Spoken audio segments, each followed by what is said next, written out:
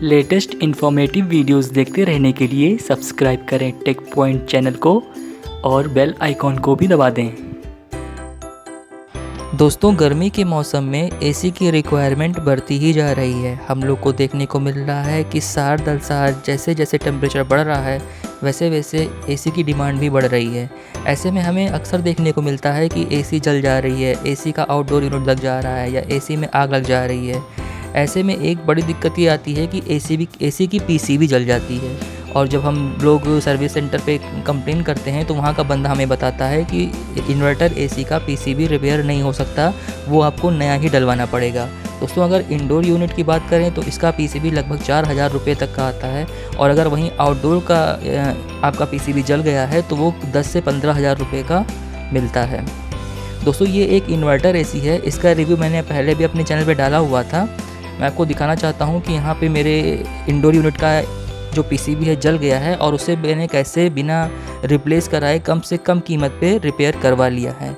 तो बने रहिए इस वीडियो में, और आज के इस वीडियो में आपको पूरी इन्फॉर्मेशन देने जा रहा हूँ। नमस्कार दोस्तों, मैं हूँ अभिषेक और आप देख रहे हैं टेक पॉइंट। तो चलिए स्टार्ट करते हैं।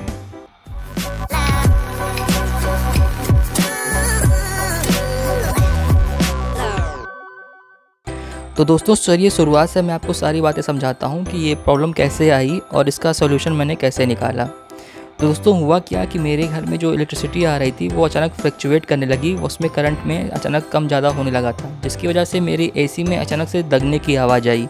जैसे लगा कि उसमें कोई छोटा सा बल्ब अचानक ब्लास्ट हो गया हो, और एसी वहीं से काम करना बंद कर दी। मतलब जब एसी हम ऑन करते थे तो उसमें बिल्कुल पावर ही नहीं आता था, उसमें जो पावर की लाइट जलती थी वो आ ही नहीं रही थी। तो इसके बाद मैंने अपने हिटाची के सर्विस सेंटर पे कंप्लेन किया। वहाँ से 2 दिन बाद बंदा आया, वो एसी का चेकअप करता है, उसे देखता है और बताता है कि मेरे इंडोर यूनिट की पीसीबी जल चुकी है।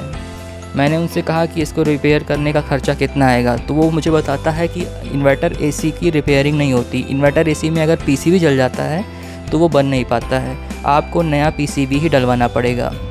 और जब मैंने उसे इसका कॉस्ट पूछा तो बताता है कि 3000 से लेकर 4000 तक का कॉस्ट आता है। रुकिए, मैं सर्विस सेंटर पे कॉल करके कंफर्म करके आपको बताता हूँ। फिर वो बंदा वहाँ पे पीसीबी की फ़ोटो क्लिक करके सर्विस सेंटर भेजता है। वहाँ पे पता करता है तो पता चलता है कि इसका जो कॉस्ट आएगा वो लगभग 4000 रुपये आएगा। फिर मैंने उससे मना कर दिया। मैंने कहा अभी थोड़ा सा वेट करिए, रुकिए, मैं थोड़ा सा मार्केट में पूछ के पता करके आपको बताता हूँ।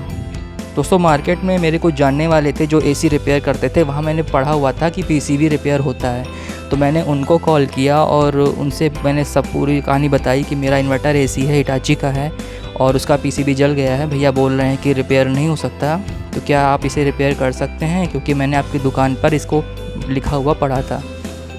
वो बोलते हैं कि हाँ, ये रिपेयर हो जाएगा। उनसे बोलिए जो आपके घर पे आए हुए हैं कि वो पीसीबी खोल कर निकाल दें, एसी के सारे सेंसर निकाल दें, एसी का रिमोट मुझे चाहिए। इसके अलावा मुझे आउटडोर यूनिट का भी पूरा पीसीबी का पूरा बोर्ड चाहिए, उसके भी सारे सेंसर मुझे चाहिए। तो मैंने उनके कहे मुताबिक सारी चीज़ें निकलवा ली, दोनों यूनिट्स की पीसीबी, सारे सेंसर मैं आपको बता दूं कि टोटल 4 सेंसर निकलते हैं, 2 इंडोर यूनिट से और 2 आउटडोर यूनिट से। इसके अलावा एसी का रिमोट भी मैंने पैक करके रख लिया। और जो सर्विस सेंटर से भैया आए हुए थे उनको मैंने इसका जो निकलवाने का चार्ज था, यानी कि जो विजिट चार्ज होता है, 900 रुपये उनको मैंने देकर वापस भेज दिया।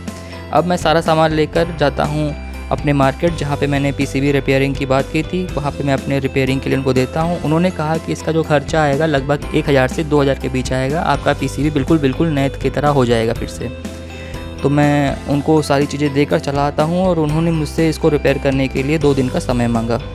तो चलिए दोस्तों, मैं आपको अब दिखाता हूँ कि उन्होंने कैसे इसको रिपेयर किया, कैसे इसको टेस्ट करके मुझे वीडियो भेजा है। इस वीडियो में आप देख सकते हैं कि जो रिपेयरिंग वाले भैया थे उन्होंने मेरे पीसीबी और सारे सेंसर्स को एक फ़ैन और कंप्रेसर के साथ सेट कर दिया है, और जो उसके रिपेयरिंग की वीडियो थी उसको मुझे बनाकर सेंड किया है कि मैं देख सकूं कि मेरा जो पीसीबी है वो प्रॉपर काम कर रहा है, वो कूलिंग दे रहा है, और यहाँ पे अब कोई भी दिक्कत उसमें नहीं बची है। तो दोस्तों, इस तरह से आप देख सकते हैं कि मेरा पीसीबी कितनी आसानी से रिपेयर हो गया, जबकि सर्विस सेंटर वालों का कहना था कि ये रिपेयर नहीं हो सकता है, इसमें लगभग 4000 का नया पीसीबी ही लगेगा, जबकि मेरा जो पीसीबी रिपेयरिंग का खर्चा है वो मात्र 1500 में हो गया। इसके बाद मैं जाता हूँ भैया को 1500 रुपया देकर अपना पीसीबी अपने वापस ले आता हूँ घर पे।